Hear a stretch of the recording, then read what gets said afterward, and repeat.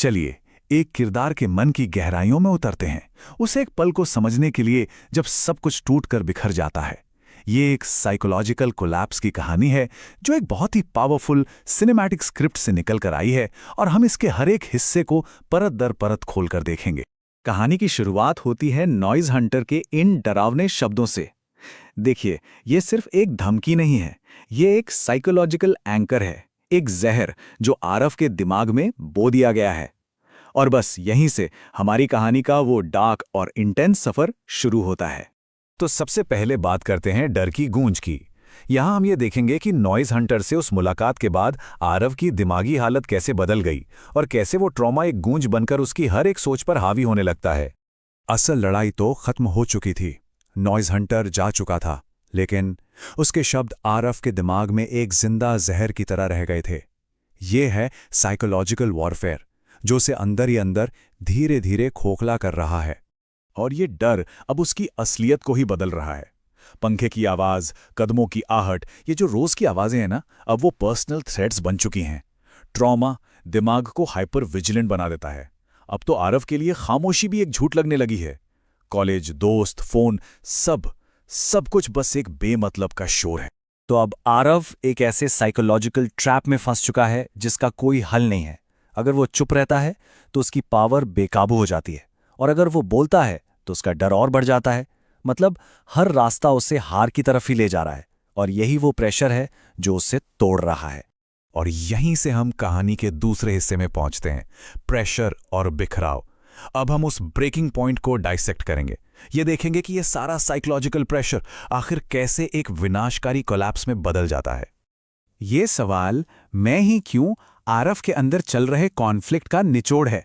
वो इस हीरो के रोल को रिजेक्ट कर रहा है क्योंकि उसे लगता है कि वो इसके लायक ही नहीं है। ये एक तरह का इम्पोस्टर सिंड्रोम है जो उसकी बेबसी को और भी गहरा कर रहा है, उसे और ज्यादा कमजोर बना रहा है। तो इस बिखराव की असल वजह क्या थी?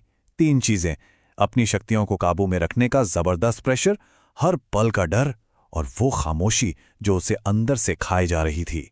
ये तीनों मिलकर एक ऐसा बोझ बना रहे थे जिसे सहना अब नामुमकिन था। और फिर वो हुआ जिसका डर था।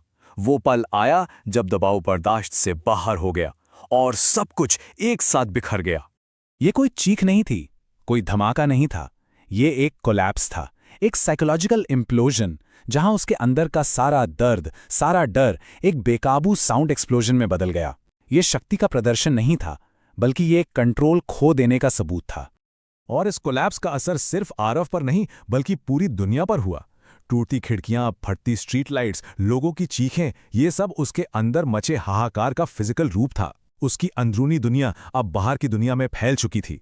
और इस तबाही के बीच आरव को एक दर्दनाक सच का एहसास होता है कि ये पावर कोई तोहफा नहीं, ये एक सजा है।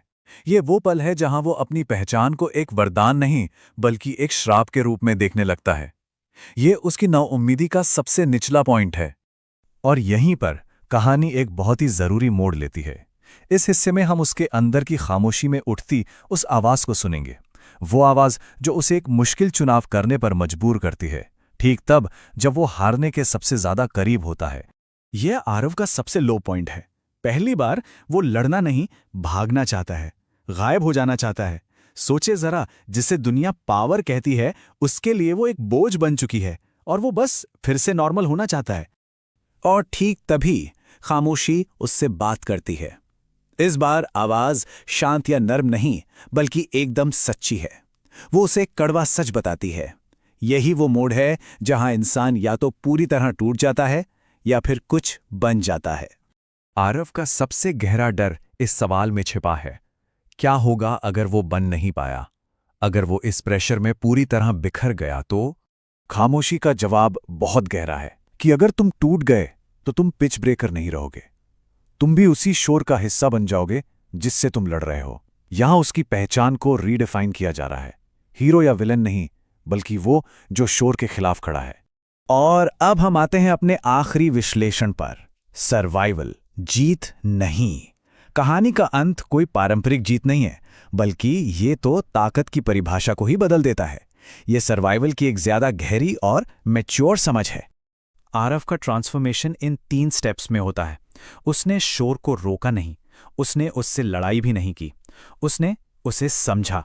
और यही सबसे बड़ा बदलाव था। विरोध करने की जगह उसने जागरूकता को चुना। ये स्लाइड जीत और सर्वाइवल के बीच का फर्क एकदम साफ दिखाती है। आरव ने डर को जीता नहीं, उसे समझा। उसने बाहरी दुनिया पर हावी होने की कोशिश नहीं की, बल्कि अंदरूनी स्थिरता हासिल की। जीत एक मंजिल हो सकती है, पर सर्वाइवल वो एक लगातार चलने वाली अवस्था है। और अब खामोशी वापस आ गई है, लेकिन ये पहले जैसी नहीं है। अब ये कंट्रोल्ड है, स्टेबल है और इसमें एक जिंदा एहसास है। ये कंट्रोल दबाने से नहीं, बल्कि समझने से आया है। आरव का ये अंदरूनी बदलाव सिर्फ उसके अंदर तक ही नहीं रहा। कहीं दूर द लिसनर नाम की एक कॉस्मिक एंटिटी ने इसे महसूस किया। ये एक इशारा है कि आरव की ये लड़ाई सिर्फ उसकी नहीं है, बल्कि इसका असर पूरे यूनिवर्स पर होता है। और अब आता है कहानी का सबसे chilling moment. The noise Hunter मुस्कुराया। ये मुस्कान हमें सोचने पर मजबूर कर देती है। क्या ये सब उसका प्लान था? क्या आरव का टूटना और फिर सरवाइव करना उसी के खेल का हिस्सा था? ये सवाल कहानी को एक बहुत ही खतरनाक मोड़ पर ले जाता है। आरव अब उस मोड़ को पार कर चुका है जहां से वापसी मुमकिन नहीं। तो अब सवाल ये है कि सर्वाइवल के बाद क्या आता है? ये एक ऐसा सवाल है जो हमें इस किरदार के भविष्य और उसकी यात्रा के गहरे मतलब के बारे में सोचने पर मजबूर करता है।